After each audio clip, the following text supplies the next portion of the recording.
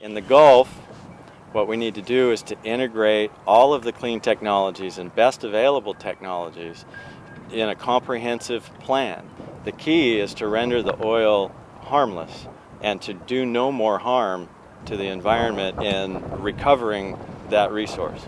This is not just about taking the oil out. This is about cleaning the water and conditioning the water. What's happening right now is a process of deploying traditional rigid boom, floating boom, and trying to capture that oil in its liquid form.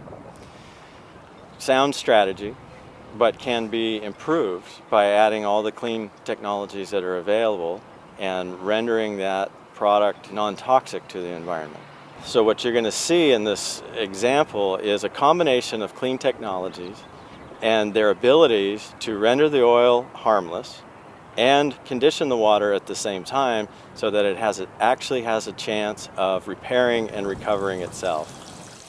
In this demonstration, we're going to take some oil and I'm going to put it into this first weir of the tank.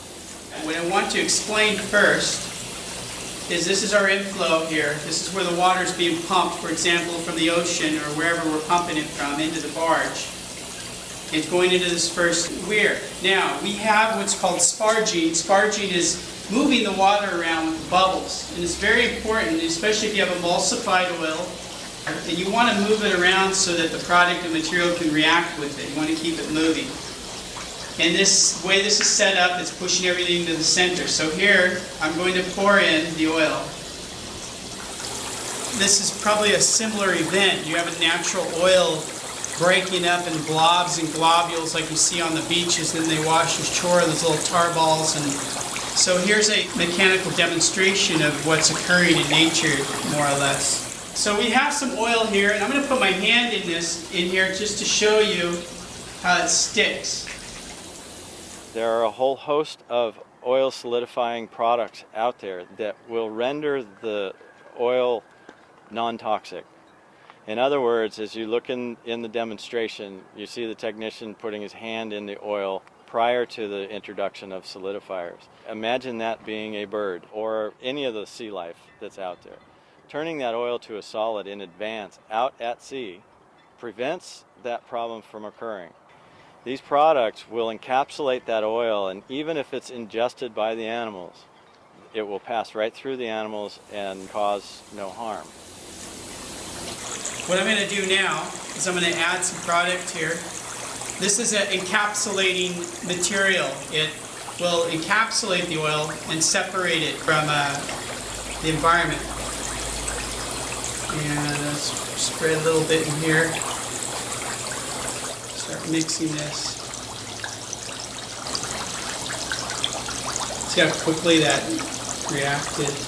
Notice how you see the larger globules forming and it's going in the center. See how they're starting to congeal.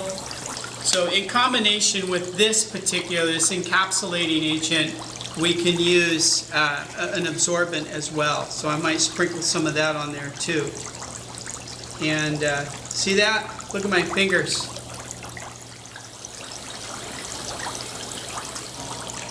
So here I can remove this material, continue to filter. See the clean water coming from the bottom here?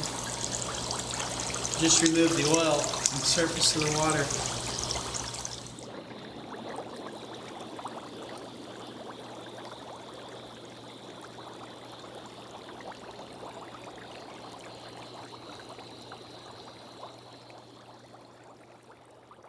This is a shallow water cleanup method. This is a deep water cleanup method. It can range in flow rates from down to a few hundred gallons a minute all the way through 25,000 gallons a minute and can be duplicated, meaning you can have several barges side by side producing as much water and cleaning as much water as you need to in a particular area. Any oil that is continuing to float up in the water column will appear in the second chamber. In that second chamber, we have further treatment that is taking place. Water passes through two places. We have a gate right here, which goes below the water line. So it allows for cleaner water to pass through into the second weir. More importantly, we have another gate valve at the very bottom which allows the clean water to pass through as well. Okay, what I'm going to do is I'm going to introduce an absorbent, and this absorbent will be on the surface. I'm going to form like a blanket on the surface of the water here. Again, maybe not just in this tank, but we can use this out in the ocean, open ocean too, behind the cotton booms.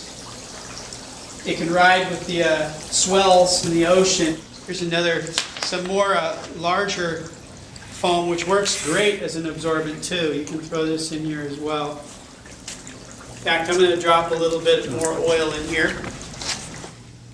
so you can see that. Yeah, see the clumps in there? That will absorb and stay put. Probably stir this up a bit. And it'll form a dry product. And you can recapture this. My hand is essentially dry. We're essentially going to have rigging in here that will carry the material from the second chamber into the first chamber, and we'll keep recycling it and keep reusing it until it gets saturated with oil. Then we'll remove it and process it.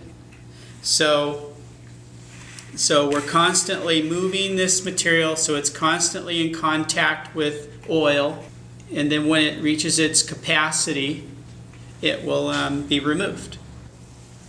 What we're able to do is to capture all the oil throughout the water column.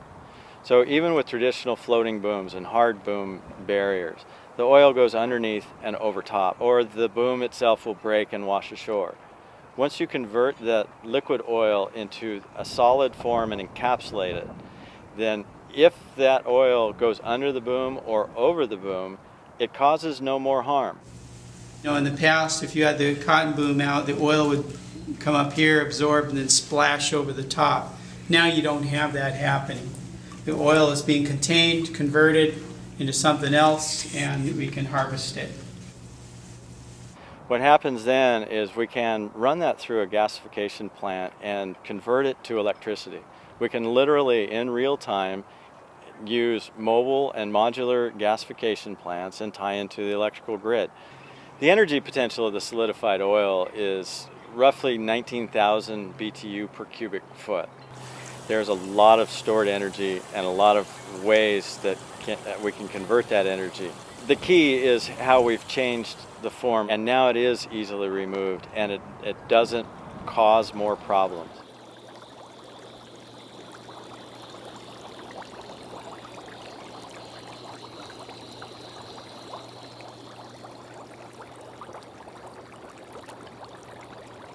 So in the third chamber, we end up with clean water that's ready to discharge back to the ocean or wherever we're processing water. And the benefits of processing the water through this tank is we're using the sparging method, which aerates the water. And what's going to happen is you're going to increase the dissolved oxygen in the water. You're going to actually put oxygen into the water. And when it discharges, it'll actually help the environment. In the process we're using, we are increasing the dissolved oxygen levels, and we're ending up with clean water, no oil. What you've seen in this demonstration today is an example of the types of clean technologies that are available for the oil spill cleanup. First of all, we render the oil non-toxic by turning it into a solid. We condition the water, and that's the most important thing. Is recovering the oil is ultimately a small part of it. But what needs to happen is to condition the water so that it actually stands a chance of repairing itself. Nature will clean itself up, and nature will balance itself out if we give it an opportunity.